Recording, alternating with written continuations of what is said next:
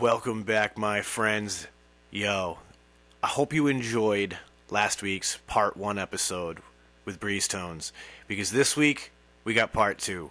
We got into all sorts of things from coffee to comedy in the episode last week, and this week we're going to keep going. So let's not waste any time and let's get into part 2 with Breezetones.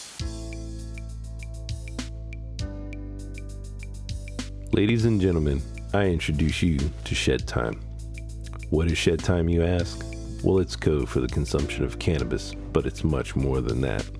Shedtime's a state of mind. It's art, it's music, it's cryptocurrency, technology, it's food, it's vaping.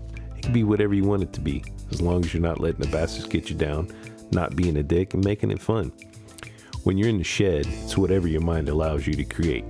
So now let's get to the Shedtime podcast. Oh, 100%. I agree with that 100% because they're just talking from, real life perspective, you know what I mean? And just like the reason why it's funny and most like 90% of the time is because it's true. You know what I mean? And nobody wants to accept it. And that's what creates the weird, awkward laughter. It's like, we're going to laugh at this because, Oh, you're talking about me. Yeah. Shit. Yeah. You know what I mean? Or whatever. Or, someone who's like that. You know what I mean? Like you're familiar with it. And that's why it resonates because it's, it's real life, and most of the time these comedians are just telling stories with just some slight variations or and they just punch it up here and there through working them out to finding certain tags that are going to get a bigger laugh or whatever. So it may not be the exact story, it might be a slight exaggeration, but even then you still get the point because you've either been there, seen it, or have been that guy. You know what I mean? Well, it's like that's like the levels of comedy though, because right, like you've got people who are observational comics, like we're talking about now, and it's like situational, but you also have just plain joke writers, right? Like I think about someone like Stephen Wright. He's just a joke writer, and his whole stand-up performance is him delivering individual prepackaged jokes to you. And you know that. And they're brilliant. Mitch Hedberg, another great example. He was a joke writer. But I think like again, now you can go off on a tangent because Hedberg also did observational humor in that.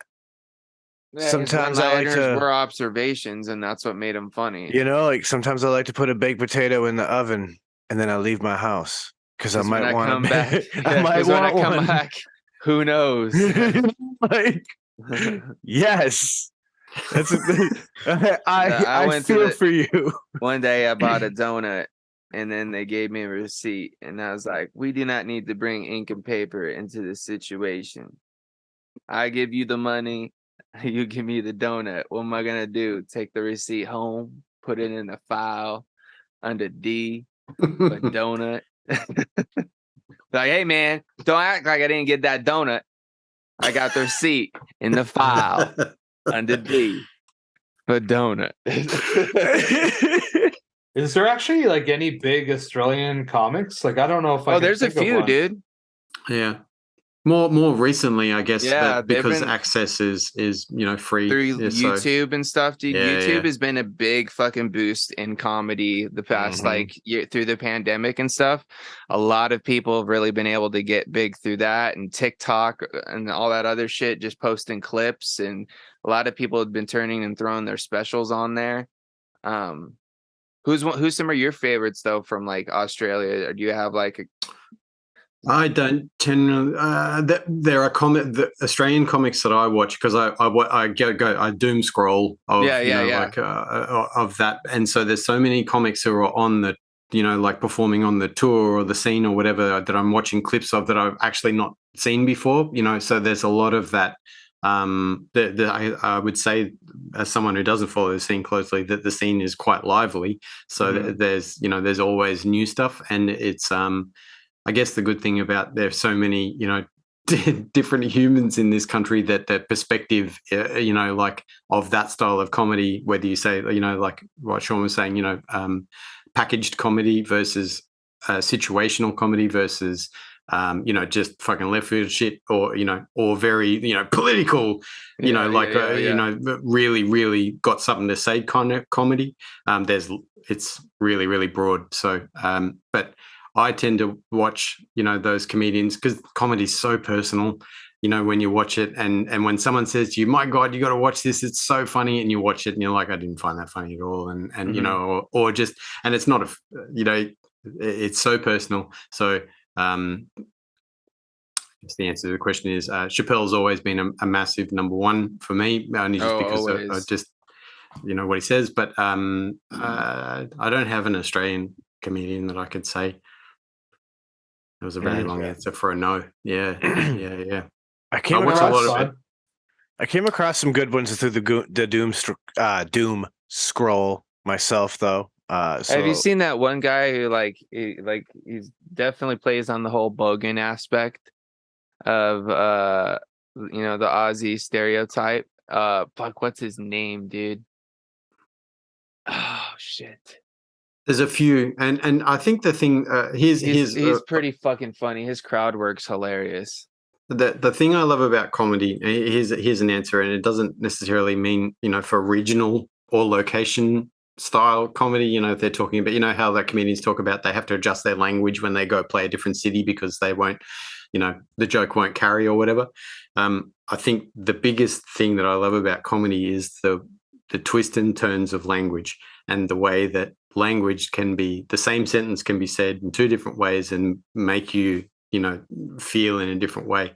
And watching my son now, he's like, he's going to be 8 going on 9, kind of thing. And his language, he realizes now that there's a way you can play with words. So when he communicates with you, and that's what I love about, everything really, like when people are communicating and they draw you in with their turn of phrase or their, like their way that they're trying to showcase communication with you, so I love comedy that does that, and it can be short and sweet, or there can be 30 minutes of fucking they're drawing you into the final crescendo of a story, or those kind of things. I love the language, anyway, shut up. Storytelling. Some people are just really good at that. Like I've seen people just entertain me that are just a friend, or like I'm just chilling. I've been chilling in a circle, and you meet somebody that you're just like a fringe acquaintance, and they can just entertain you, and they're hilarious. And it's just partly their delivery. It's not always about what they're talking about, but it's just they're even down to the way that they do slight little performances. It's down visually, to the details sometimes, what I mean? Specific things that they throw in there, like maybe a sound, or they do a facial expression, or something like that to kind of put an emphasis on a part. And then you get the person that tells a story and just tells you just the main points and leaves out all the extras, and you're like, oh, that was cool, I guess. You know what I mean? Good story, bro. Where's the juice? You know what I mean? Where's the rest of it? Where I need the meat of the story, and look at the meat of that nugget. Dude, this thing's rock fucking hard, dude. It's called looks like Milo. Looks Great like Milo. Pop Rocks. Oh, I was trying to show you guys this nugget earlier, but I didn't want to interrupt conversation. Also, now that you did it, I'm going to do it again. Because, dude, look at this Sherbles, is what it's called. Oh, that looks real nice, tight, compact. Dude, it broke down pretty nice because I busted down a couple small nuggets to throw in the old volcano, and it ground up to be pretty beautiful. Can't complain about that. Tasty and smells good too. Yeah, I've never been a person that's went and saw a lot of live comedy. I've seen some, for sure. But I'm sure that I'd be on the really low end on numbers when it comes to actually going for it. But every time I have done it, I always enjoyed it. And then I wonder how come I haven't done it again. But I think it's because I'm not tuned into the scene, and just going to random comedy nights might not excite me. But I feel if I went and saw how Sean went and saw like Uncle Roger, like something cool that like I understand, or like some of the people that James has talked about, like I would go see them because like I feel like you're. Dude, there's quite. I don't want to say people. that there's not good comics without names. That's clearly not what I'm saying. But like, I think that like it would ensure a little bit better. You know, you're gonna actually laugh. Dude, yeah, I have a long list of people I'd love to fucking see live, dude. Like, well, you're lucky. I bet you that. Well, you're only a couple hour drive from probably being able to see a lot of them all the time. No, not necessarily. A lot. Well, a lot of them aren't in LA anymore. No, but I mean, there's got to be still comedy clubs. That, there's still like the comedy store still in LA, and I could probably go down there and see a show or whatever. But like, you can at least count on California dates. Oh, for sure. You know, there's different on tours. I just I never pay attention to like when or where they are. And a lot of the people I'm fucking wanting to see now are on like arena tours and shit, dude. And it's just like, fuck. I don't want to pay that. How much does that cost to go to? Oh, I'm not definitely more than it would be at a comedy show. You know? Like I'm sure arena, you're like a club. Yeah, I'm sure arena, you're talking like $50 to be at the very fucking back of the house, you know. Yeah, and then I'm watching the monitor and I'm not really seeing them as close as it would be at in like. You're just hearing like tens. I want to go to like an intimate club scenario because a lot of the times when they're working if you go see somebody at a club, they're usually working stuff out, so you're gonna see some fresh stuff. You know what I mean? Yep. Yeah. Like, not saying I'm against seeing like material that I've like polished stacks. Yeah, because I'm even down with that. Even if it's, you know, some stuff I may have seen before, like being able to see it live, dude, that would be hilarious. And I appreciate the fucking amount of, because dude, that's the crazy thing about comedy now that a lot of people don't realize is back in the day, people would tour on the same fucking hour for 2-3 years. You know what I mean? Now, as soon as you do a special or whatever, you have to fucking drop that and immediately come up with a new hour. You know what I mean? So it's like, and then if someone fucking records it and posts it, then you're fucked and you got to drop that material again and fucking work on new shit. So it's like, I got to give these people fucking props, especially if they're the ones that are dropping multiple specials in a year.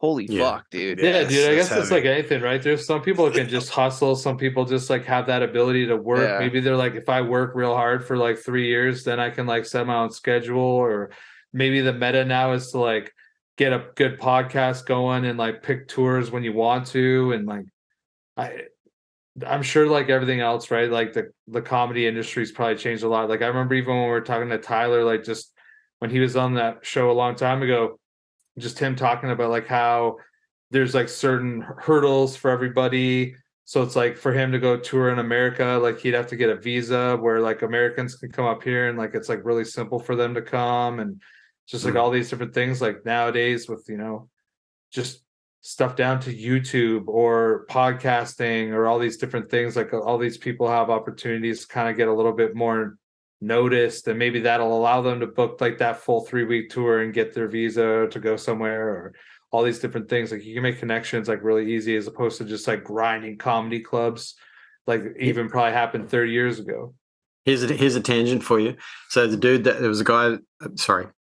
is a person that I watch on YouTube whose content I've been learning about cameras and, you know, lenses and software and all sorts of stuff. He started out as a comedian. He's a stand-up comedian. If you asked him what he did, that's what he calls himself, he's a stand-up comedian. And but he just happens to like cameras. And so he makes content, you know, the full deep dive tech spec style content about digital cameras and, you know, bits to buy and like reviews, you know, all sorts of stuff. But he writes the script as if he was, you know, like doing a show. So it's really engaging to watch, you know, and he's funny. You need to send me a link to this shit because I want to watch some videos of this. But again, it's very specific to parts and tech and, you know, all that sort of stuff. But because I started watching him when his channel, he was just below 2,000 followers. You know, and for, you know, quite a lot, maybe a year, you know, he was just in that very low, you know, situation, or I guess, you know, low 2,000, and now he's at like 10,000, and so companies are Sony is sending him gear and all sorts of stuff. But speaking of Sony, does he have a video on a Sony A5100 that I could watch? It's probably thousands. Yeah. There's a lot of content, but just how he's come from that background and making content because he was like hobbyist. He would record the shows and get hired. I think that was what he talked about. His when he was doing stand up, he would also get hired to, record everybody else. So he delved into that and became a hobby, and it's just interesting. So the takeaway is the script being written with that kind of mind for content to be consumed by a different market.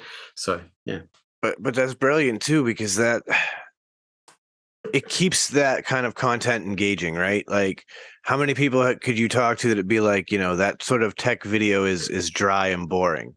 If he can punch it up with humor, it's suddenly way more digestible. It's more engaging. Yeah. The retention stays there. We are increasingly all more and more ADD with all the tech that we have at our disposal and everything else. So you have to grab people's attention and keep it there. And if you can be entertaining while doing it, you can make millions. Yeah.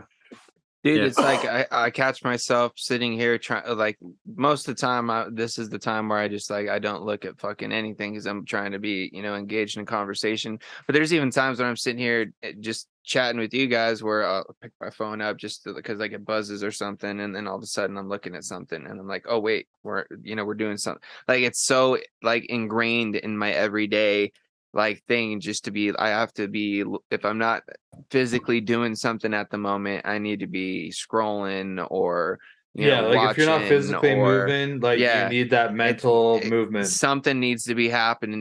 Even though I'm already having a conversation with you guys, like there's some other part of my brain that's like, oh, I need to be doing something else, bro. It's a dopamine. I know, which is crazy because when you're a kid, though, right? Like that would never happen. Dude, when I was a kid, it was just whatever I was doing at the moment. That was all I was focused in on. That moment, in that moment alone. Exactly. It's crazy how much life has changed just in our lifetimes in general, and we're like, for each one of us, we're all from different points, we're actually pretty evenly staggered. And it's like, it's kind of crazy because like we shared similar experiences, but also I've seen different things happen along the way, which is kind of crazy. Dude, so much of that all stems from the fact that like business has realized that the brain works on dopamine dumps. And like I've been watching a few Huberman Labs about this, and so it's been really interesting that a lot of the things we like and don't like, the things that we continually do, are based on this dopamine release in the brain. And so you get high dopamine releases when you're doing things like scrolling on Instagram, liking videos and watching YouTube and things like that. And you're getting lower dopamine releases when you're completing tasks like doing the dishes and cleaning your room and making your bed. And so we end up finding that we do less of the things that are low dopamine and more of the things that are high dopamine, because at the end of the day, that's how addiction works. I have a highly addictive personality. I've never really realized it until like, obviously, because I never really thought about it. But I just like through conversations I've had over the years, like I've started to realize fucking patterns with things. Like I'm highly addicted to sugar. That's one thing like I get mad cravings for. I'm addicted. I've got a big hand to mouth thing, that was possibly caused by, my cigarette use. You know what I mean? It doesn't necessarily mean that, I have to be vaping all the time, but like I want to like either be snacking on something or, what I mean, have something in my mouth. Like those nicotine pouches that I've been using, that's been a big thing. And if I don't have those at work now, I like shout out to my boy Steve at work. Like he's got this like little drawer full of like candy that he like lets everybody go into, and I just grab like Jolly Ranchers and shit, and I've got to like have a Jolly Rancher in my mouth. You know what I mean? So not only that, but there's like other things too. Like I find like once I find something I get into, I'm just like dive into it, and I'm into it. I get super crazy addicted to like whatever that is for a while. But then I don't know, maybe that's also some ADD situation. Well, that's too. That dopamine drop off though, right? Yeah. Like when you first get into it, you're super excited about it. The dopamine's high. The more you keep doing it, you titrate and the dopamine drops off, and now you need to do something else to get that high dopamine release again. Yeah. It's crazy because so many things are engineered in a way that we get that response. And like when you think about like Instagram and the instant gratification of social media, the reason that pays is because of all that time that you're there is more time for ad revenue, for ads to be in your face. Mm-hmm. And you don't even have to click ads. It's the fact that they're being displayed to you is making that company money. You know how many stupid things I've bought because of these dumb ads on like fucking Instagram or like whatever else, you know? Yeah, I bought a few myself. I've actually like these glasses, bro. These like blue light blocking UV whatever glasses. Instagram ad. Yep, my wife got a pair. She lives in them now. Instagram. But dude, honestly, these have been I've been having like mad pressure. Like I've got like a sinus thing going on like on my left side. And so I've been having mad pressure in my eye. So lights have been killing me. I put these things on, dude. It actually fucking helps, man. It's crazy. Yeah, blue light. We take in a lot of blue light. It's a trip too, because you can massively see the difference in color. Like everything turns slightly more red. You know what I mean? Or it's got like more of like a orange tint to it, sort of. It's crazy. Dude, that's why I have like all my brightness shit down.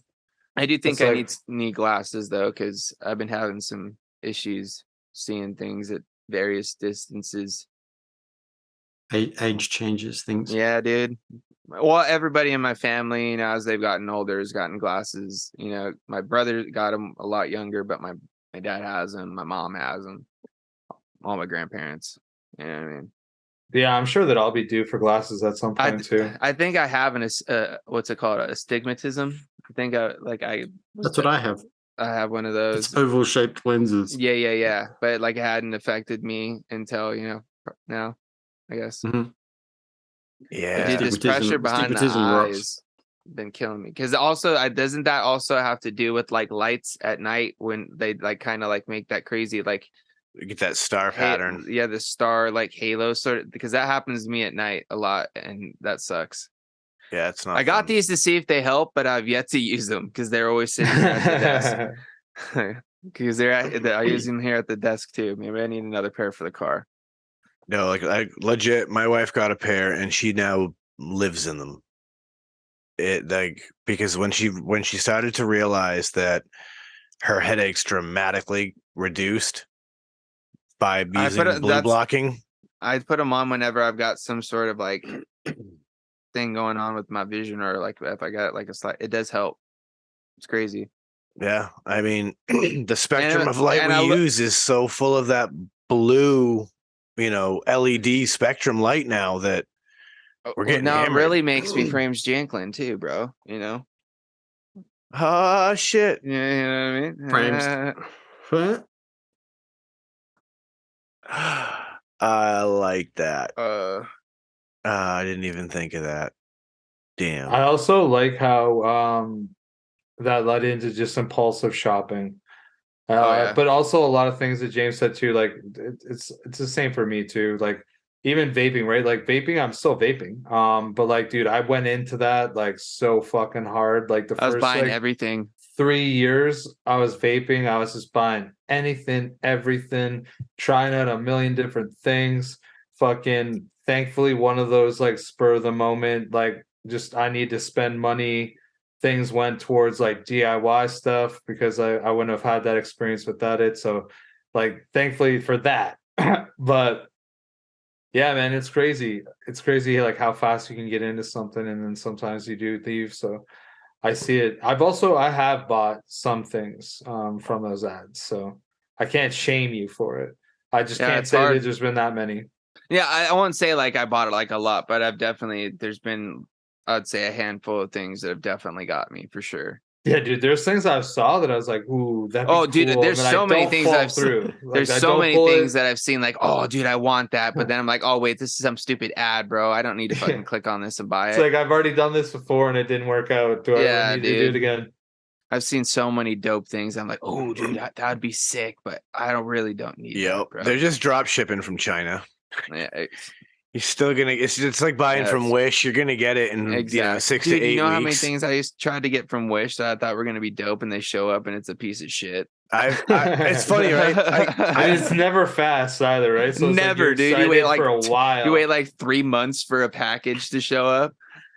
I've had some successful shit come out of that though. Like, matter of fact, the arm I used to attach my camera was a Wish purchase. I have a couple other things that I've bought. What else? Oh, I've bought driftwood. This little piece of driftwood you can actually see in camera right here in this little tank. That was a piece of driftwood I bought off of Wish. It's another little piece. It's another little piece right over here in the big tank that came off of Wish. So like little pieces of driftwood. I mean, I figured I can't get screwed over on pieces of wood, can I? I mean, it's possible. They could have sent me a picture of a piece of wood.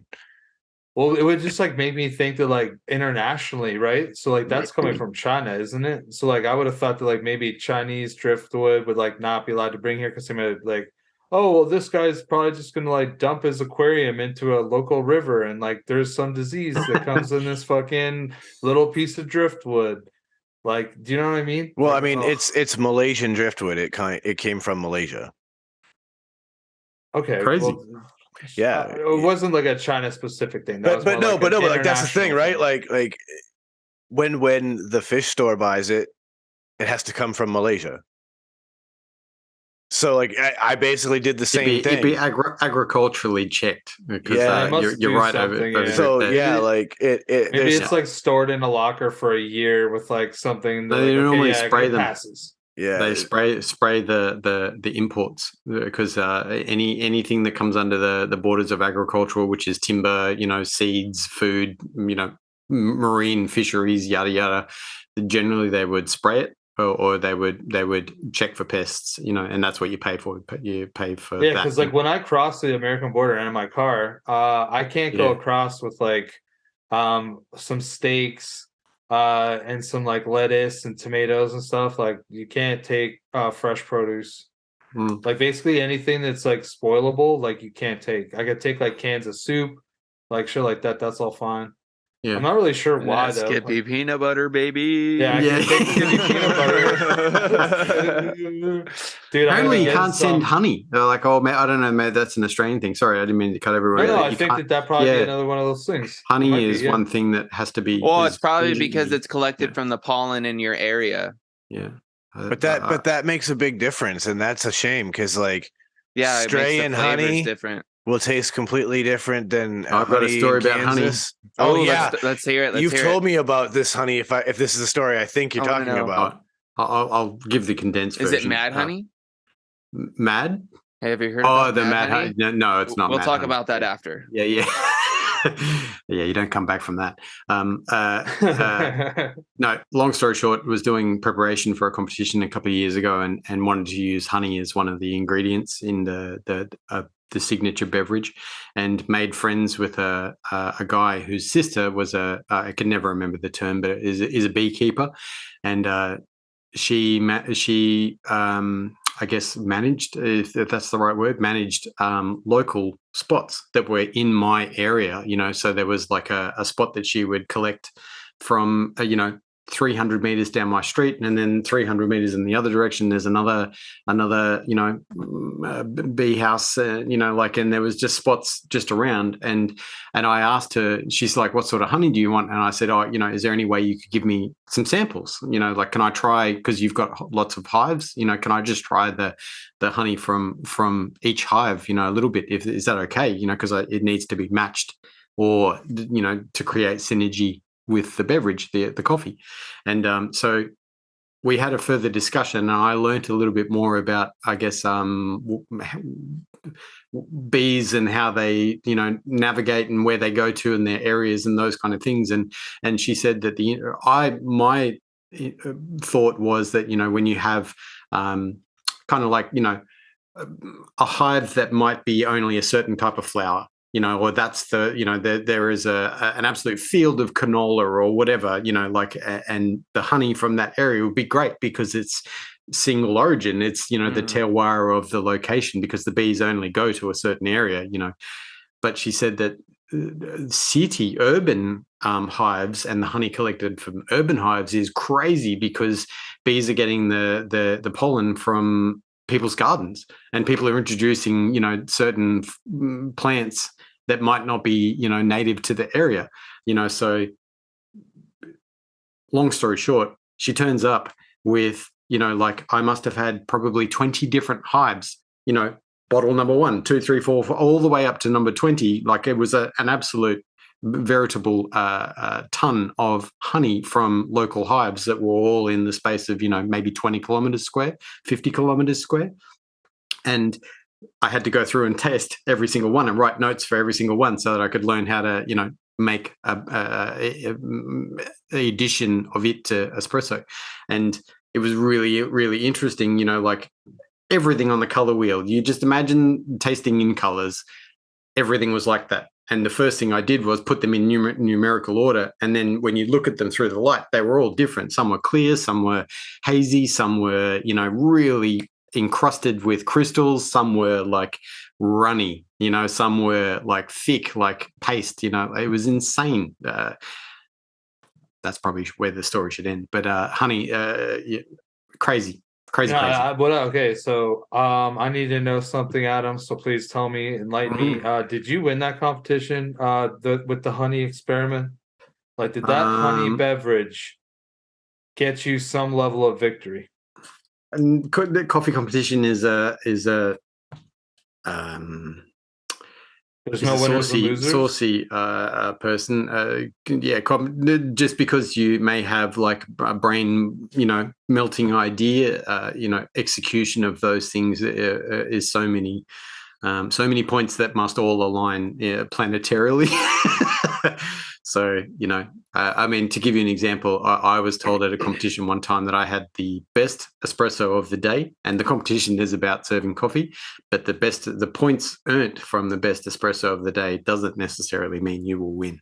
So, was it the best tasting thing in the cup for that, those points that were being adjudicated? Yes. But in other areas, you might not get as many points as another competitor. So, it's a collective. What is that, like a sexy? Like, I feel like you would have won the sexy meter. Like, you would have got the most ranks. It was a really tasty beverage. The beverage was using honey as a sweetener, but also as a to create synergy. So it was a completely different profile. From memory, it was a butterscotch tasting honey, very butterscotchy. Like cooked sugar, and kind of in that golden and brown, spectrum of it, but also incorporating florals into it. So when you would taste that honey, when you taste that honey in the instant, the initial sweetness is one thing, but then as the sweetness subsides, then you get the florals of the honeys as it's, on the top of your palate. So whether it's an easy one to think of is like a generic honey that you buy from the supermarket has a honey profile, but then you might try something that's like orange blossom honey, just for shits and giggles, or that's what it says on the bottle. And then when you taste that honey, you get that bright orange zest, or the citric quality of it. Might only just be fleeting, but it's not a just generic sweet brown, or whatever descriptors you want to use there for honey.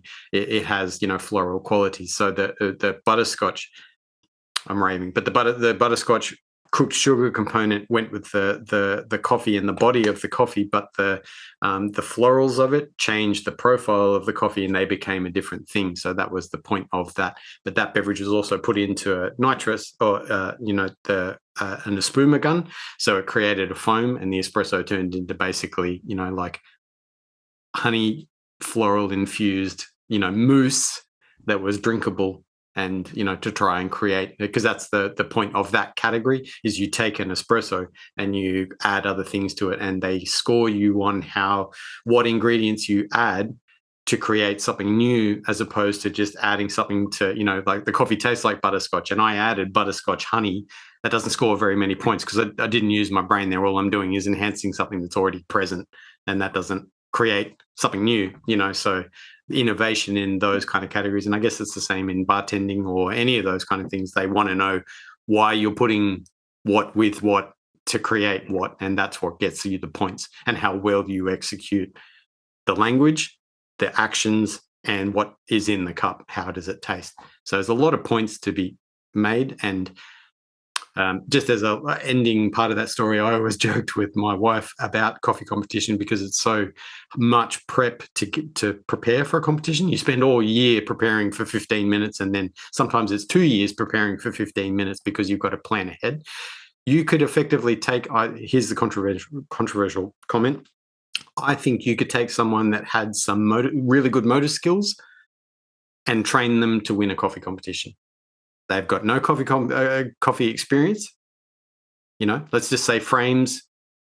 Frames had really good, hand-to-eye coordination, and he could, effectively get in front of a crowd and say words and not freak out, and do a orchestrated, exactly what we were talking about with those drones before.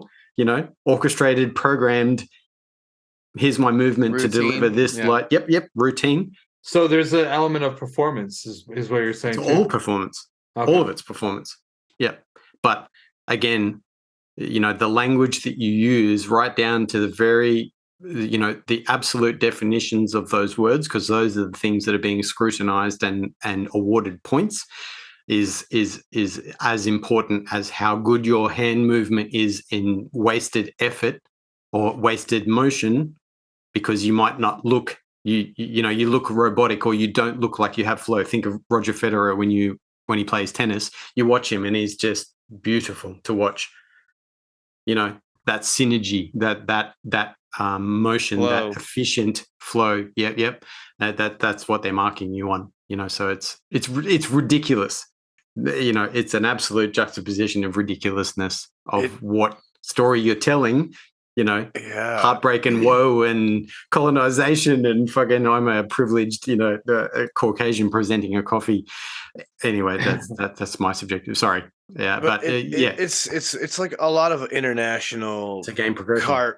Competition, though. It sounds like, because I know myself being into the whole aquascaping thing. They do international competitions like that, and it's very similar where.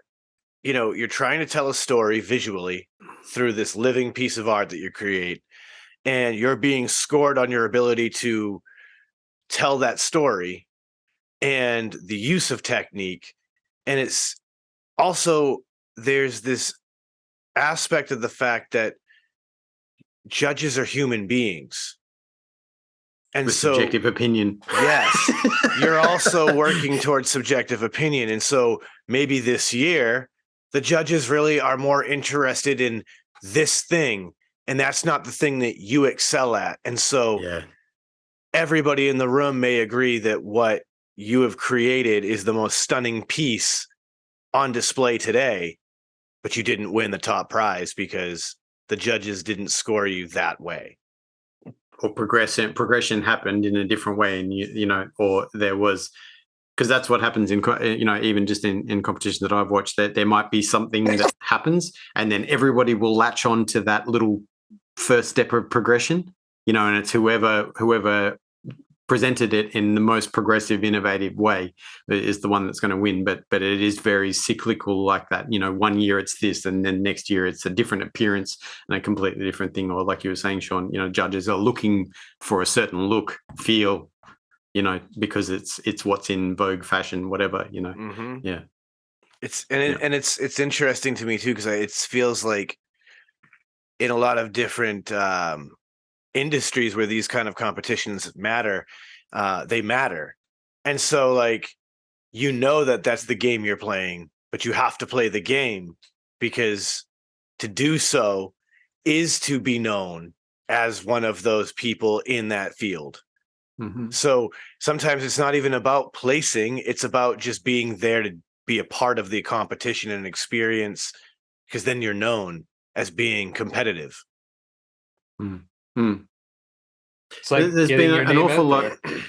Competition has been hugely beneficial, even from a personal point of view. Like the things that I learned about myself to try and put myself in that ridiculousness situation, there's so much growth involved there, and there are things that I use every day that I took from all of that. Like I think about it, it was 9 years of a single thought. It's a weird thing to say out loud, like I guess when you put into perspective like that, because when you've got a job and you've got a family and you've got stuff going on, and then to go, what, I'm gonna, like you guys with the podcast, you when you find something you really want to delve into and you go, I'm going to put every other second into that, and quite often when you walk away from something like I did, I walked away from it pretty abruptly, and so then you lose an arm and a leg and half your heart, and then you go, hang on, what am I actually going to take from this? Because normally people walk away and they shut it off, and that goes into the into the cupboard in the back of the house, and never to be returned. But there are so many things from that, including, as I was saying, language and motion, and there's a lot of things that people say about in competition, like how do you do well? And it's just finding something to say with conviction.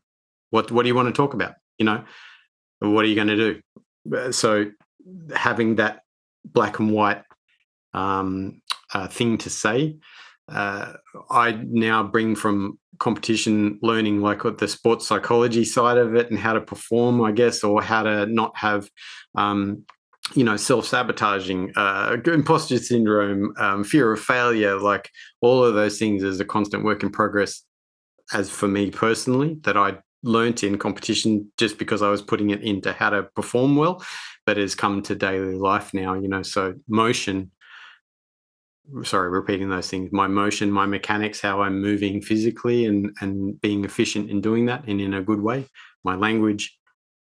Yeah, so many things that I feel use. Like, like just hearing you speak about it, right, Adam, like I never thought about it this way. And even when you're describing some of the things there, like I was like self-reflecting. But do you think that like you obviously had like gone through competitive things throughout your life up to that point, like by playing like roller hockey and by BMXing and by being in a band and like all those things, like you're striving to do better and you're always trying to like compete, because whether with your friends, with your teammates, to beat other teams, to beat out other bands, right, like to get like better venues, all these different things. And then you got into coffee, and then obviously the coffee competition factor, and it was just like that same kind of like competitive juices kind of came out, and it was something you were really passionate about, so it like allowed you to really pour yourself into it, a lot like some of those other passions that you probably had, right? Like I imagine when you were making music, like so much of your energy and money was going towards that, and BMXing probably the same thing. Did you find that like that was just like one of those next steps for you that you kind of just like dove right in? Because obviously like getting a career in something for that long and doing all this like super cool things you did there, like there was passion, but there's also like that addiction, like let's go, like I want to go. But and you also could take some of those things of the like the competitive side of like younger years towards those competitions and the coffee, all that stuff. Sometimes I think if you want to, like measure your worth, or, like maybe that's not the right way to say it, but measure your level, to see if you're heading in the right direction. Because, you don't, like so many things, right? You don't, there's no set path to success or whatever. So, the people that do well are always drawing from different aspects to, and then combining them and making them into, success or a good path, an easy path. That's all the wrong words. Anyway, I think that sometimes you have to put yourself in those positions, and the only way to get, any way to measure your skills is unfortunately sometimes competition, or where is the rest of the industry at, so that was kind of one part of the why I did it. The word addiction carries a lot of weight for me, so I like to use the word dependency. I was dependent on the fact that I wanted to measure myself against those who were walking the talk, and like in the industry, was I even on the same page? So that became the motivating factor. And then I realized it was about me. So I self-internalized and was like, oh, you're telling me that I need to talk about myself more, and you're not actually, adjudicating my skills, you're adjudicating me. I didn't even realize that. So then I went into this like self, bubble of maybe egotistical blah blah to try and succeed because they wanted to see me. And then I realized that that was the complete wrong thing, and I should be competing against myself and not against the other people to try and be a better representative of whatever it was that I was doing, and I'm hoping that people can hear this and put themselves in this same thing. It doesn't matter if it's your job or your relationships or, those things. So then after that, long story short, it became about how do you showcase somebody else, and, how do you help empower the others with, the things that you get given. So I got given a stage and the ability to talk to people for 15 minutes. So then the goal became to how do I push the focus on the person that I'm showcasing? I don't want to talk about me. And that's kind of how things have gone, I guess, in my business, even with Breezetones and, to some extent, the coffee with Defy.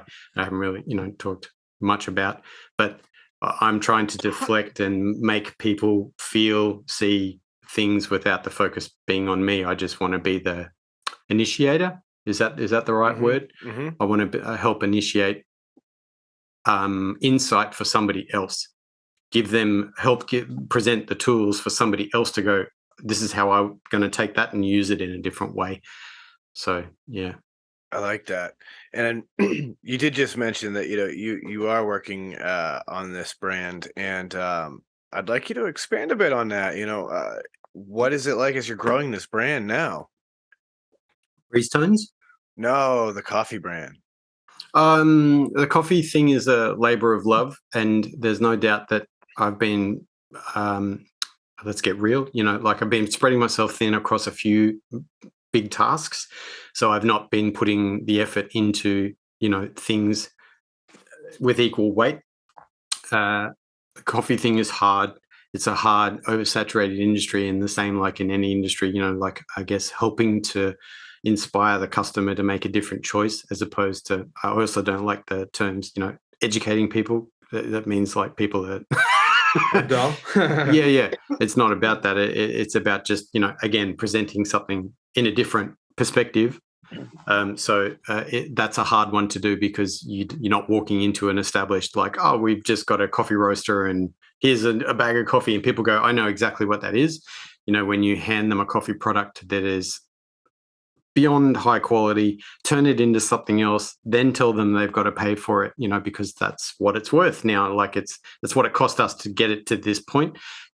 People freak out, and so it's not an easy task, but the incredible feedback, I guess, is it means that we should keep doing it. It's just a hard thing to do. Sustainability of a business, and if you ever brought any business sense into it, you'd say you're an idiot. You're risking too much, and that's the takeaway of that. Everything has a risk, and we took the risk. It worked incredibly, but the delivery of that to other people has been many factors in why we haven't been pushing it so much, and it's a labor of love.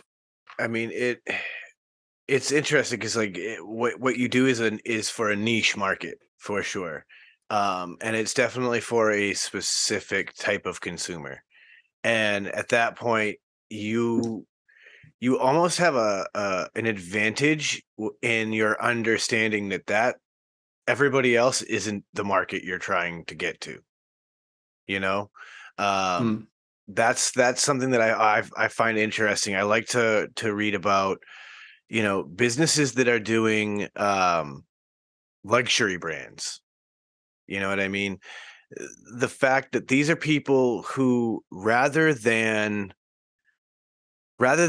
say, make a watch that can be sold at Walmart, they want to, be competition to Rolex, or something of that level, where they understand that it's 0.01 of the community that you exist in who you're aiming to market to.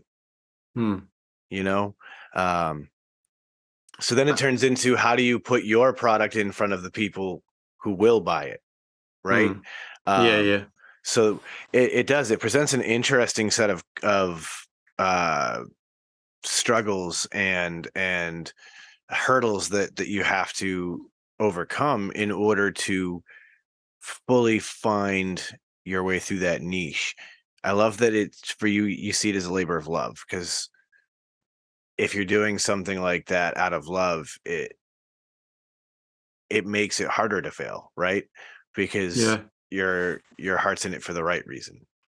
I had sorry. I do have a question though after, so please go ahead.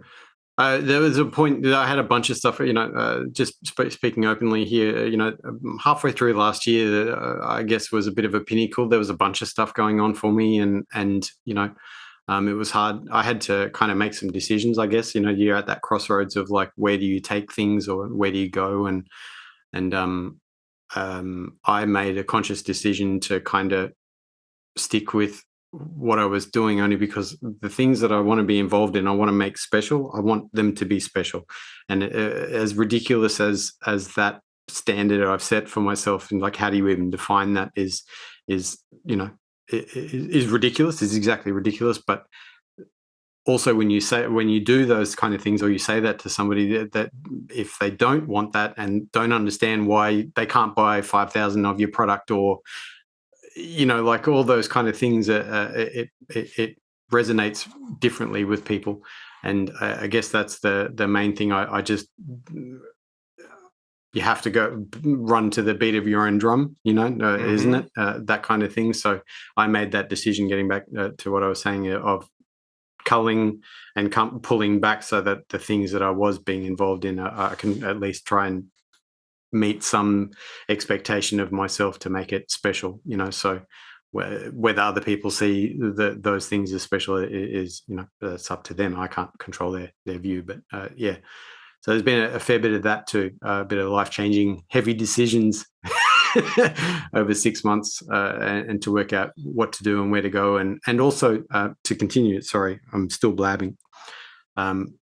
Delving into a little bit of different side of the communities as well, and some new faces and some new forms of energy, being able to then make new pathways and stuff. There's been a bit of that as well. So through the, I guess, pulling back, some new shoots have come out too, which is really, really inspiring and also exciting at the same time. So there's things going on, which is really cool. But I obviously I felt the need. I needed to say that out loud, so I'll shut up. No, and I appreciate it. Like, that's why I was just going to let you run with it before I ask you a question. But just I feel like I don't know the entire answer to this, and I don't want to like put you on the spot too much. So I'm just going to like really give you the open floor when I ask this question. But I'm assuming that Frankentones is still going on.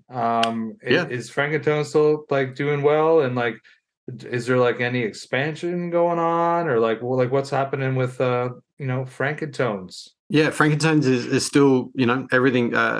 Clearly, we're not, we haven't been shipping internationally or those things, but nationwide here is still a thing. It's all I use, so I rock my own stuff.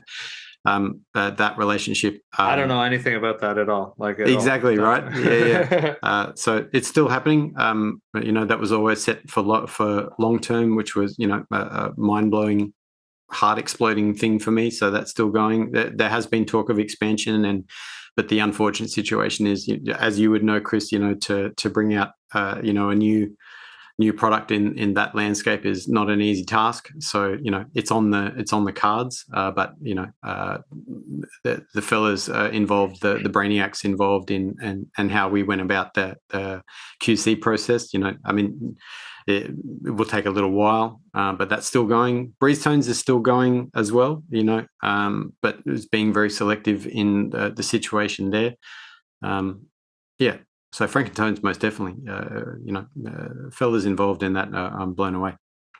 I just want to like take this like quick moment to say, Adam, I'm going to tell you right now, as long as I am vaping, I really want to have accessibility to Breezetone coils. 100%. Because we all know that Breezetone coils sing like Celine Dion, but personally, like, I hate Celine Dion, but like lots of people liked her. And I love your shit. So like, please don't make me like, I actually have a bunch like stockpiled like every time I've went to Will's and he had them, I'd buy them.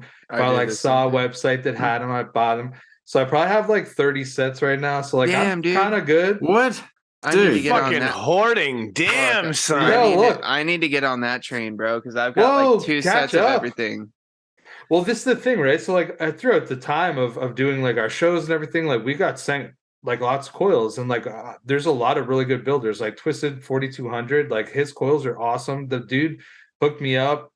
I got a bunch. I use his stuff a lot because like they're just really, really nice coils. But also, like I just like, dude, I still have like 3 or 4 sets of Sammy's coils that like they're like break glass under emergency. Like, and that's the way that I treat Adam's coils, because I know that first of all, I can get more of his right now. And also, I really like the way that they perform in a mech mod, and you guys know me, I love mech mods. So like for me, I have to have them always around. So like Adam, if you ever do decide to pivot, please give me notice, because I might just place an order and just roll with it. And like whenever they're gone, I guess I quit vaping. Okay. That's very kind of you to say. Take this out of the show. We will talk about that situation afterwards, because I owe you all an explanation. But yeah, please cut that out. Which no, we're good. We're good. Yeah. But no, there's no explanation needed. Just for the record, here, Sean, I'll do this for you. Maybe that'll help you. I don't know. Clap. There you go. It didn't pick up the clap for either of you, but hey. Damn it. God damn it. That's good though, because that means that you can't hear background noise from me. Yeah, that's a good thing. Yeah, it's clear. It's clean. There's no doubt as well. I've taken a different, like a slightly more refined approach to my coils. I'll probably always still make the specs that I've always made, and you know, for those that may not know me, I'll just say it. You know, I just build an alien. That's all I do. I'm no fucking coil builder. Oh, I'm a coil builder, but I'm no artist. And there are crazy builders out there. You know, I'm a one-trick pony. But interesting how you do that trick good though. That's all I'm saying. Well, hey man, he found his niche, bro, and mastered it. You know what I mean?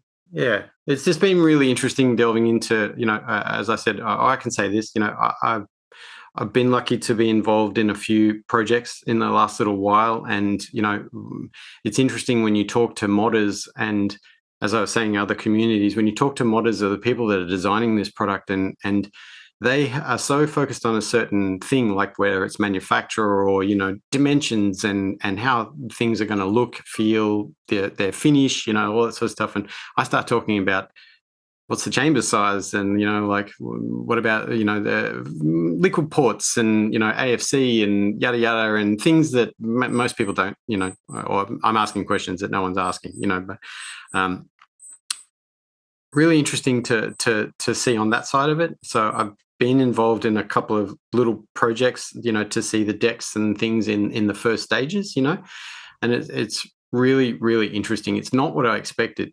And there are some out there that are brilliant brains, you know, but they just look at a project in a completely different way. And, you know, all I build is a tricore alien that I'm discussing, you know, a half wrap more, you know, those kind of things. And they're like, well, that doesn't matter. And I'm like, but it does.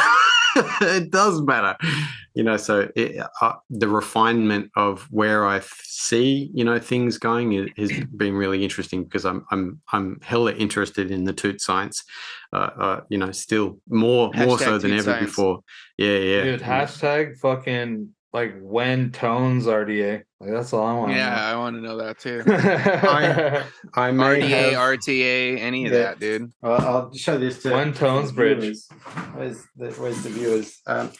Back a long time ago, I was working on a project with some other people, and it was an actual proper paid gig. It was like one of the first corporate gigs that I'd ever done, and I haven't done many since then, but because clearly they didn't like my my work. But anyway, it was really interesting. We were working with a full decorated engineer. You know, he was a civil engineer, and he earned, you know, some award in Europe for his, you know, span bridge or some shit. Anyway, he was at this meeting, and it was interesting to watch him work when we were a brainstorming session. So there was like, you know, 5 of us in the room, and everyone was a specialist in their own field. And this guy, I can't remember his name. He had one of those really crazy European names that was, you know, lots of consonants that you don't pronounce, and really cool dude. Yeah. But he had, a roll of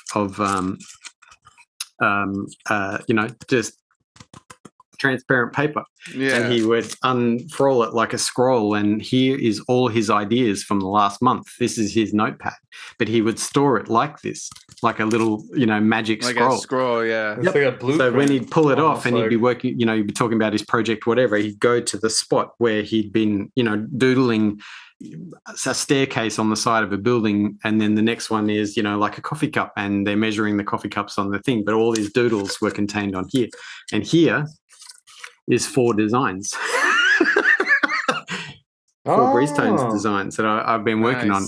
So maybe if anyone's watching the show, I don't want to take name credit to say that one needs to be called Tones, but I do really I vibe with that title. I vibe with that name. Titles are hard, man. Titles. Well, I just gave you one. You're hard. welcome. Yeah, thank you. Thank you very much. Yeah. So Overdrip gets the MVP of all time for best assist ever. Give me 5% off purchase. Yeah. Actually, no, scrap that. I'll pay full price. Just let me have it 2 weeks before everybody else. Yeah. But my brain's working. The humble brags. Be like, oh, hey, two science. Whether any of this would ever eventuate, or whether even any of your ideas just put it in the ether, bro. Yeah, right. Put it in the ether, dude. That's it. The more you put it in the ether, the quicker these things happen. Yeah, it'll be cool, my dude. Manifest it. Yeah. There's always the thoughts about that, and you subject to releasing another product, and subject to people's opinions, and subject to all that sort of stuff, and money. This is one thing that I know, Adam, is from the community that we are all a part of. I feel like there would be a large group of people that would be very interested in a Breezetones RDA or atomizer of some sort, just off of your reputation as a person. Oh, that's dude. Just think about how many people use like the Breezetones, like cotton prep. Like I feel like there's a lot of people. Dude, from the bacon roll to the coils, bro, to the people that tune into your build streams, to everybody out there that just uses your coils just in general. If they know that you're coming out with something, they're gonna be like, dude, I think there's people around Will's shop that would probably like choke somebody out to get the last set. Like they love them. Dude, they go through them like crazy over there, bro. Yeah, dude. It's good to see the scene thriving like that. That's awesome. That I think that thriving is a little bit aggressive, Adam, but like it's surviving. It's surviving. It's still kicking. It's surviving. There's still a pulse, bro. Yeah, it's still kicking. Yeah.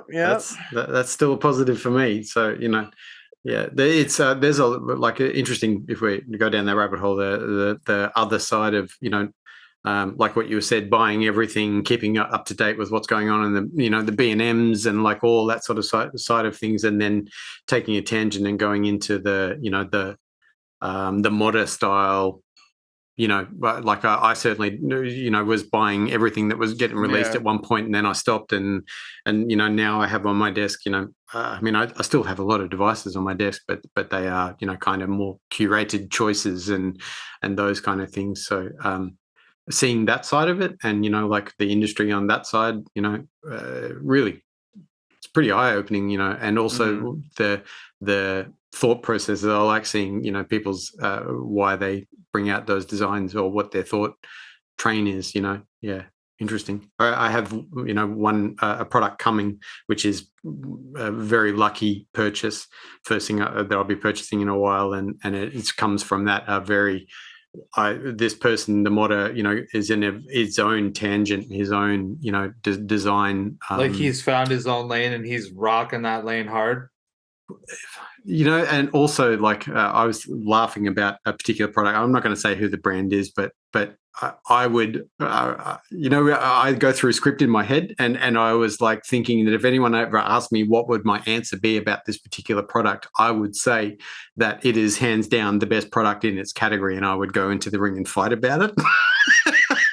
Because it's a no-brainer, but I would never say that because I'm not a violent person. But I was laughing because I was like, I would die on this hill for this. I would die. Yeah. The product is absolutely argument is over. Strange hill to die on, but okay. Yeah. Oh man, no, but like, there's a lot to be said about artisans who hone a craft, and as Chris put it, they find their lane and they rock it hard. This is how I do it. It's hard enough to focus on one thing, let alone, I mean, I have 5 major things going on currently that I'm juggling, and, to be able to put your focus into those, things equally, or, with weight and with conviction, that's the other hard thing. And, maybe these 2 days away for me, give clarity to those kind of things. And then, so I love that word compartmentalize, or I don't know if I'm saying it correctly, but how to download all the information and then put it into the spots it's supposed to be, so that you can then efficiently, go about the tasks. No goals, don't set goals, just get the tasks. So that get the points on the board with the dumb shit. You got to get that. That makes sense, though. Honestly, so like right now, even for me, like I have like a bunch of things going on, and I'm like, that's like in my personal life, as well as like my work life, as well as like my my own personal growth and everything else, all these things combined. And like sometimes I find myself getting lost in all of that a little bit. But it's also certain things that like I feel like I can handle, and because I'm too like you, like I don't want to like be half-assed at something. Like that's not really like what I'm trying to do. Like I'm trying to like do well, think out of the box, like try to implement things in my life, try to like change certain things of whatever. And like I've just been finding that lately, that you really do have to be able to like figure out a way to like compartmentalize like all those things. You need to like make sure that you like kind of have some level of structure within it. Like you can't just like ride it, because like basically for this point, like there was times where I was finding myself going to bed at like 3:30 a.m., having to get up at 7, because I'd be like answering DMs, replying to people, like fucking like grinding NFTs, like looking at sales, watching markets, like checking crypto markets, doing all this stuff. And then I'd like get up, have to go to work, and then I'd like rush home on like a Tuesday night or a Friday night and like do a YouTube show within like 30 minutes of being home, sometimes 5 minutes. And then like the whole process would just continue. So it's like one of those things. It's like it's hard to find like all the it's hard to find a balance. I was thinking, even if you're passionate about something. A couple of weeks ago, I was thinking about the word discipline, and I put up a dumb story on Instagram that said discipline is the discipline of being disciplined. Because the discipline takes work, but that's the discipline, to be disciplined. And when you can start to also incorporate a little bit of that into those other, bigger tasks and whatnot, it helps with the clarity too. But discipline's the hard one. You got to have discipline to get the discipline and to be disciplined. Well, because that's the thing, right? It's like it takes time to form a habit. And so you have to maintain enough discipline for it to become habit. So that way it becomes part of a structure. Once it all becomes part of a structure, then it becomes routine. Once it's routine, now it just goes off like clockwork. Well, there's still discipline to maintain the routine, though. This is true. Like it's lesser. It's lesser. Main gain, right? Main gain, not maintain, main gain. So you're on a slight upward trajectory. Main gain. That's I like that. That's good. Yeah. That's that comes from the fitness world. I think that because when you're on a maintenance diet or when you're on a main gain, so you're on just a slight little incline so that you're constantly on the upward trajectory. Yeah, gotta feed those muscles. Feed those muscles. You do that mentally. Our listeners will remember that. But yeah, right. You got to do that mentally too. Yeah, you got to feed your brain, not just food, but information, good habits, good problem solving, positive habits for sure. Problem solving is one of those things. Like I sometimes think about, like we have a choice. Chris knows, I still loves me some Simpsons Tapped Out, but you know what? there's no problem solving involved with that.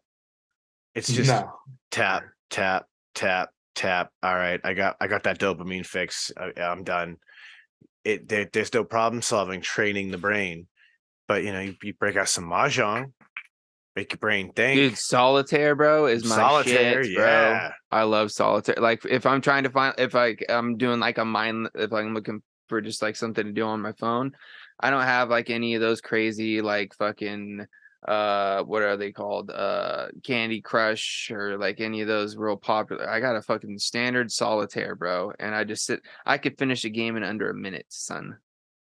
And yeah, without using any fucking redos or any of that, playing it just how it is, baby. I think my record's 54 seconds or some shit. That's some fast solitaire. Yeah, dude. Damn, son. But it's also this is the thing. It all depends on what the board looks like when you start. Because if you don't have a certain amount of like face cards and it's too much red versus black, you're gonna be fucked, bro. So it's didn't Kenny Rogers write a song about that? I think that's poker, but no, he was talking about mahjong. Okay, yeah, that's right, dude. He had a lot of songs. I mean, mahjong is one of those ones too because it's a similar type of thing. Yep. It's just Chinese solitaire. Yeah. Lately, dude, I've been just on that Call of Duty thing, bro. That's been like my fucking main. The fucking dudes.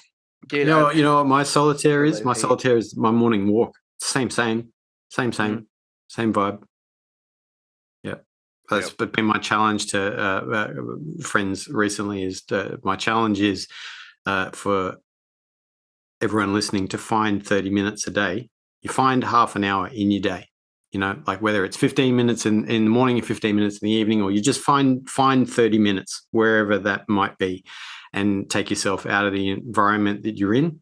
And, for some people, it's a built up city. Some people like me, I'm lucky I've got a path, that will take me to a park.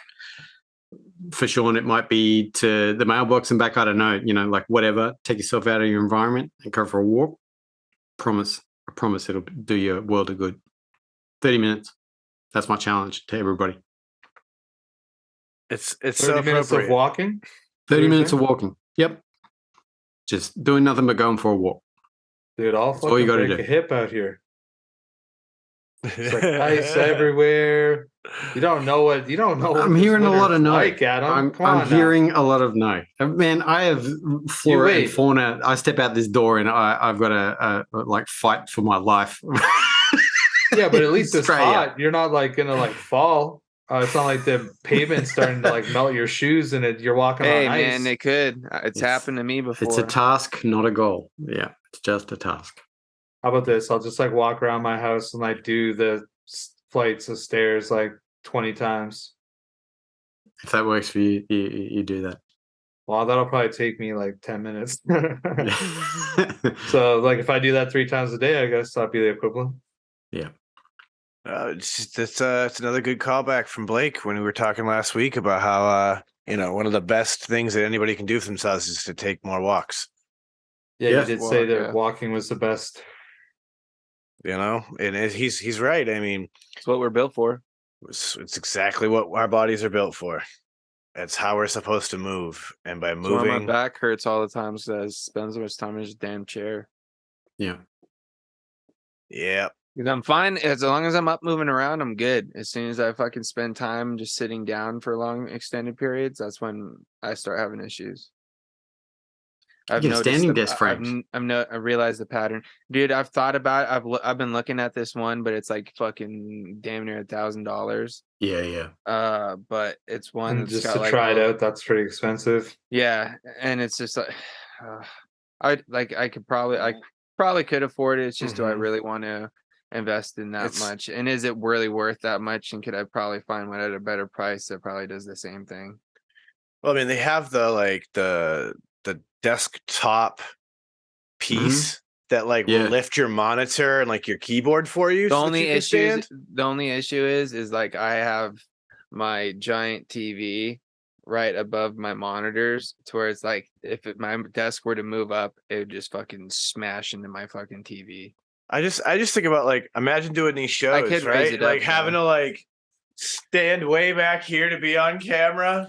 You're like Dude, I am standing. What are you talking stand. about? I am If I standing. stand up, I can't get far enough back because of my excuse the stain.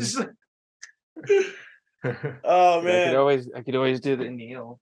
we just do the show like this, and everybody who watches will see my chest from now on. You know? Yeah. Sorry, folks, but it's good for my back. If I get like a little knee pillow or something and just like kneel here at the desk. Well, you can get one of these. See, what you get is you get one of these. That's for your feet. You put that on the floor and it changes your feet position. So when you sit up in the chair, you're not, it's good ergonomics. Or you buy one of these, put that on the floor. You put this on the floor, and as you're sitting at the desk, you roll your foot on it, and you get circulation back into your feet, and you stretch your feet on it, and then you can pinpoint areas. And so when you're sitting at the desk, it really looks like a dog toy. Well, if dog toys work great because they're nice and firm. You want it to be, like have you don't want it to be squishy. We have a bunch of those all over the house because we there you go. Steal one, just carrying them around. Yep, steal one frames. Don't go and buy one because if you buy it from a special store, they'll charge you $30 for it. I do have one of those cool like rollers, like it's a vibrating back roller. Yep. I just don't put it on the floor. Put your feet on it. Put your arm on it. Put whatever's. Put your wang on it. And don't put your wang on it. Use it for everything. That's everything. What I just heard. Guys. Whoa. Yeah. Nice. And then you just there you go. Push the button and it vibrates. Yeah. It's got 3 different modes. Yeah. Whoa. Dude, this one, bro, you get up to the 3rd mode, this thing fucking goes, buddy. It's like chattering your teeth almost. That's when you want to put your wang on it. I need to upgrade my foam roller game. Damn. Dude, I just got a basic one. I got it at like Big 5 for like $20-$30 or something like that. Oh, rubber bands. I need to get some resistance bands bad, dude. This is I have 4 of them, they all get those used. on my Amazon. Yep.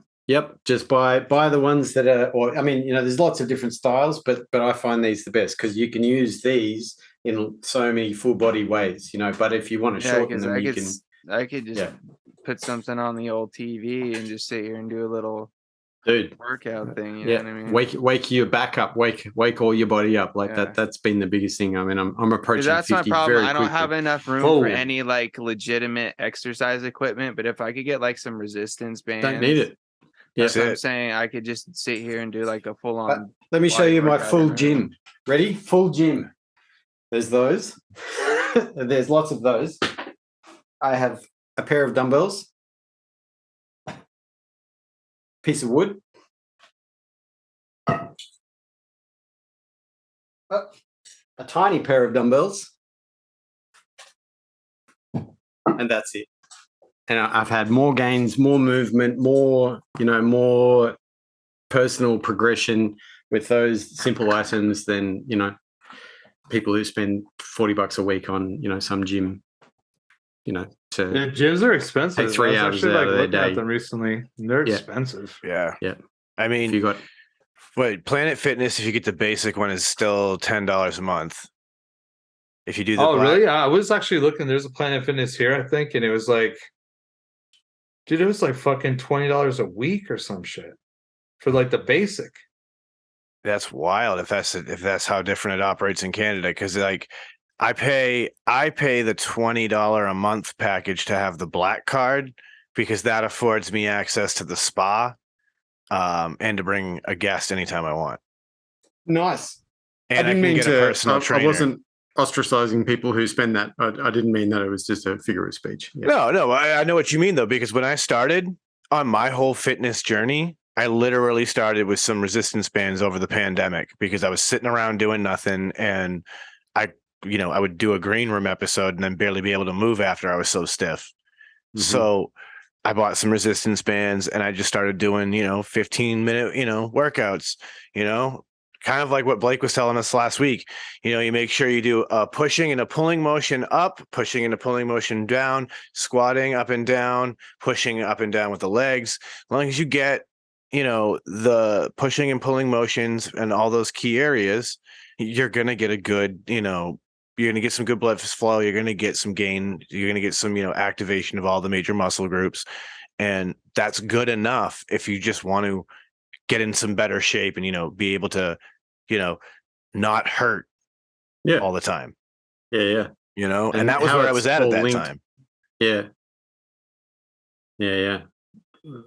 But yeah, they can be a life-changing tool for people. And especially like the fact that you can throw them in the back seat of your car and go to the park and do some bicep curls or whatever there or whatever. Like the fact that like I bought the ones with handles, so for some techniques I don't have the ability to do them, but like I can do some other cool shit like loop them around a door and get like good bench press, or I've learned to use them with a pull-up bar to do assisted pull-ups. But you can also use them to stretch muscles. That's what I mostly use them for, is movement and calisthenics style stuff, is to just get flexibility back. And when you hurt yourself and then you start to learn a bit more about the mechanics, and then you realize like, wow, I don't do any of this and everything's linked. And, I won't bore everyone with my journey, but that was what happened. I hurt myself, then learnt about a certain area, realized I was doing the complete wrong thing, then started to rehab that. And then other problems appeared because it was the chain reaction of, learning the mechanics and then settling one area and then realizing that I was standing wrong and, like doing all those sort of things. Yeah, 100%. I've been compensating my whole life. That's why I have back issues, because because my hip surgeries I had when I was a kid. Yeah. So like throughout, from 7 years old till now, I've been compensating just because of the slight difference to the angle of my hips and shit like that, to where I think that's the main root of a lot of my back issues. Yeah. It's, hip impingement is rough. It is. Yeah, debilitating stuff. Because, dude, I feel like that's what also causes a lot of my nerve things that I got going on, because I have like a sciatic thing that flares up, off and on. Sometimes it's not as bad as others. It's just dependent on how like mobile I've been, you know what I mean? If I've been pretty mobile for, a good period of time, I'm usually good. But like if I, spend a lot of time where, have a couple extra days off and, I sit around a lot more, that's when it really kind of fucking flares up. Or either that, or if I like do something to where I overexert myself or move the wrong way, then it fucking kicks in. And dude, there'll be a couple days where it's just like any which way I move, I get this fucking shot up the back, shot down the leg, and it's like, oh God, Yep. Brutal. Yep. I'm learning now in my older age that mobility exercises daily are very important. That's one thing I'm glad that they finally implemented as like part of our morning meeting, is we do 5 minutes of stretching every morning before we even get out to the shop and start working. Yeah. Awesome. Because there's been a few places that I've worked at recently where that's part of like the morning routine. I was like, you know what, as much as everybody fucking hates it and thinks it's stupid and half of the people don't really participate, I think it's really fucking smart, because a lot of us are getting up first thing early in the morning, especially nowadays where it's real cold. It's good to get the body warmed up a little bit and start doing what you got to do. You know what I mean? It's true. Gets the blood circulating, and that's always key. Gets the body woke up. And speaking of waking up, Gina's banging on the glass and telling me that it is time that our bug-addled brains have better pay attention to the clock next time. So yeah. I got you, Gina. We'll wrap this one up quick. So first things first, big thank you to you, Adam. This is your opportunity to have the floor one last time. Go ahead, plug all of your everything so people can find you wherever. Well, Thank you, beautiful humans, for having me on. It's always a pleasure to talk. It's strange when you ask me to do something official like this, because I always just think we're hanging out. So I hope that the content has been good for your consumers. Absolutely, dude. Thank you very much. Breezetones is on the quiet at the moment. It's still happening. Everything is going on, but as I said, there's a bit of time to work out what's going on. Frankentones for those retailers. I'm delving into the YouTube thing a bit more with those kind of composed videos, and I'm really enjoying the exploration of that. So I think there's going to be more content coming from me on YouTube, just for some mindful, calm build videos, or whatever you'd like to genre you put that in. I've been really enjoying that. But yeah, that's basically what's going on. Instagram as always, and subscribe, and follow the Shedtime podcast. I think that's the big takeaway, right? Well, we appreciate you, brother. We really do. Yeah, man. Uncle Chris, it's your turn. All right. Well, as always, Adam, it's always a pleasure when I can just tap into your brain, hear your lovely words, your awesome accent too, which it's so funny. I'm sure that lots of other people out there can totally see what I'm about to say, but when you've been friends with somebody for like a while, right? You like no longer really hear their accent until they say that one word that you're like, I would never have used that word. And like, I can't remember the last time I heard him say it. And then you're like, oh yeah, that's right. He's from a completely different country. This makes sense to me now. I'm now back actually in this conversation. But it's always awesome, Adam. And like, I'm always hoping the best for you. So whatever you do, I know that you're going to pour your heart into it. And I think that that's a big reason why so many people do really like they love you and they want to support you. So that's what I'll say to you. To all of our listeners, hopefully you guys enjoyed today's episode. We appreciate you guys as always.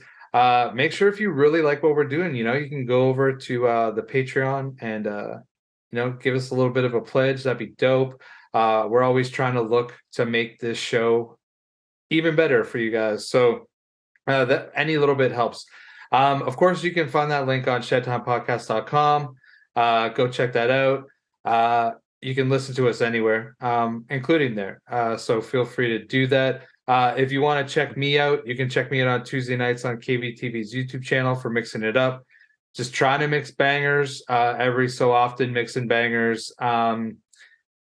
Just go check it out. 8 o'clock, KVTV's YouTube. Friday nights, Green Room, Frames Nickel Vapor. Go check it out. Three of us are always just holding it down, having a good time, interacting with the chat. Feel free to drop by that. And I think that's everything for me. So I'll just leave with live your best life. Frames. Of course, I'm just going to kind of echo a lot what Chris said. Shout outs to Adam. Dude, always a pleasure having you on. And I always enjoy when we get to, have more of these kind of intimate conversations and get, like Chris said, pick your brain and, get to hear a little bit of your various knowledge on, different topics and just your point of view, dude, because I really respect your point of view on a lot of things. And I've actually learned a lot from you over the years. So I just appreciate that our fans will get that opportunity. You guys are too kind. No, dude. Far too kind. No, you're just too good. It's just maybe we're reciprocating. Don't put this on me. Don't put this on me. Just reciprocating, my dude. You know what I mean? It's always a pleasure, and I'm just glad that our listeners get the pleasure of getting to experience what we get experience on the daily with you. So definitely go check him out with all of his various stuff. Of course, Breezetones coils are our bangers. We live them.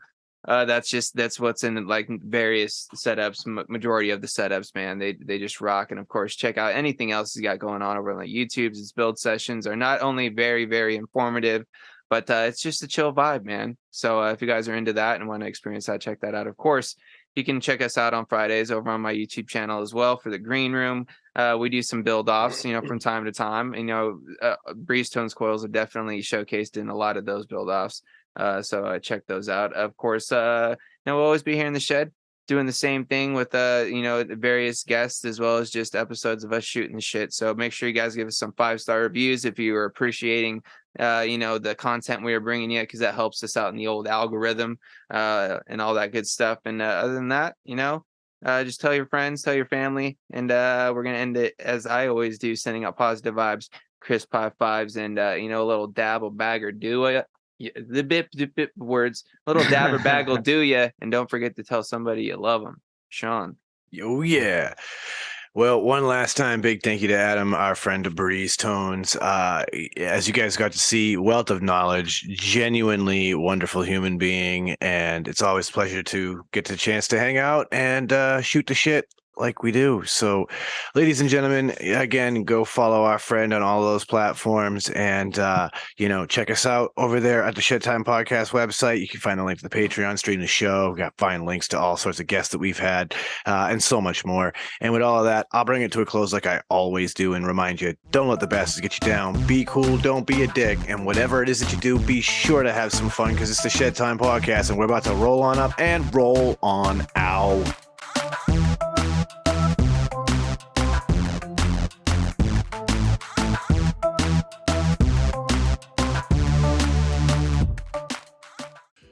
Dynavap, Dynavap, Dynavap. Looking to cut the cord on your dry herb vape? Dynavap. Trying to get the best taste from your herb? Dynavap. Ready to take your sesh to the next level? Then meet Dynavap, the best way to vape your flower or concentrate. Concentrates? That's right, your flower or hash can be vaped using Dynavap. Check out Dynavap.com to learn more. That's Dynavap.com. Lose the ash? Dynavap. What's going on, Shedheads? It's your boy, Frames Janklin. Are you looking to step up your match game, or have a raw copper, brass, or stainless mod or RDA that you're absolutely tired of polishing? Then you need to go and hit up my man Ashton of Palmer's Powders. He does some absolutely amazing powder coating work. He offers many different colors and finishes at an absolutely killer price. This man is taking powder coating to a whole new level, and he can make your setup an absolute masterpiece. You can go follow him over on Instagram at Palmer's Powders, and you can go check out pricing on his website, palmerspowders.com. That's palmerspowders.com. And as always, let's just vape on, Shedheads. I want you to think of your favorite rebuildable right now. Yeah, okay, so you have a layer cake in your hand, and now you're about... Oh, sorry, yeah, that's not everyone's favorite. That's just mine. So think of your favorite rebuildable atomizer. Think about how good of a vape it produces for you. Now, take that and amplify it. And the way that you amplify that is you put in some Breezestone coils. Breezestone coils are handcrafted in Adelaide, Australia. They're made from some of the finest quality wire that you can get. I believe it's Wire Buddha. You take those coils, you take them out of that phenomenal packaging that clearly shows how much care that Adam puts on the quality of his coils and the insurance that you get them in good shape. You put them in that favorite RDA, and guess what? You have coils that now sing better than Celine Dion. Go check out Breezestone coils. You can find them on localvape.com and also steelvalleyvapors.com. Solid. Oh, peace out, it's Thanks, fellas.